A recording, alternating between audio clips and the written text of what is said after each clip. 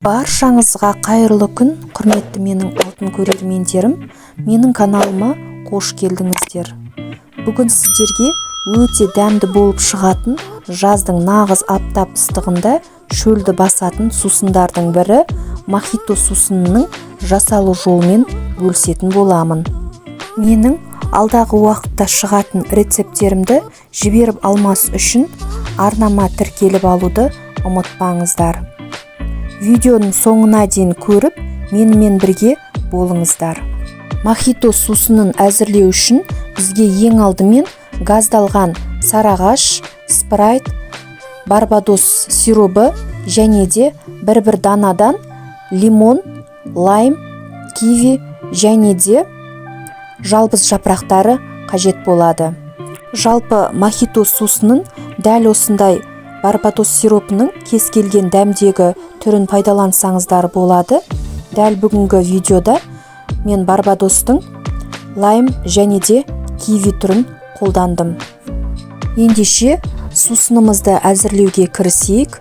Ең алдымен алдын ала жуып алған кивиімізді, лаймды және де лимонымызды дәл осы видеодағыдай бөліктерге бөліп турап аламыз. Егер біздің жемістеріміз мохито сусынында бүтіндей жүргенін қаламасаңыз, онда осылай бөліктерге бөліп, блендерімізбен жақсылап езіп алып, одан кейін ситоның көмегімен сүзгіден өткізіп алсаңыздар да жарай береді. Келесі кезекте кивиді қабығынан ажыратып, одан кейін бөліктерге бөліп аламыз. Барлық жемістерімізді осылай алдын ала турап дайындап алғаннан кейін сусын жасауға арналған ыдысымызға ең алдымен лаймды және де кивиден, сонымен қатар лимонымызды салып, оның үстінен жалбыз жапырақтарын салып шығамыз. Егер менің жасап жатқан мохито сусынымның мөлшері сіздерге аздық етсе, онда көлемін арттырып, дәл осы құраммен сіздерде жасап көріңіздер. Барлығын осылай салып алдық. Ендігі кезекте ас қасықпен кез келген дәмдегі барбадос сиропын құйып аламыз.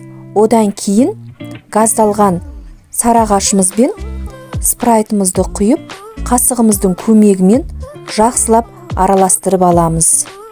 Осымен біздің мохито сусынымыз дайын. Дәмі өте керемет, нағыз жаздың кезінде шөл қандырар сусындарымыздың бірі. Сіздер де дәл осы рецептпен дайындап көріңіздер. Менің видеоларым ұнаған болса, арнама тіркеліп, қоңырауша белгісін басып қойыңыздар.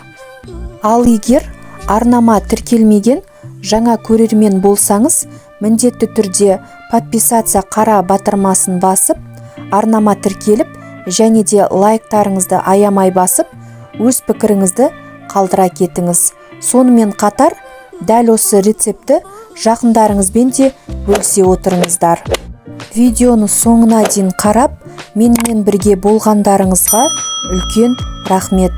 Сіздермен болған Гүлнұр. Келесі видеода жолыққанша сау болыңыздар.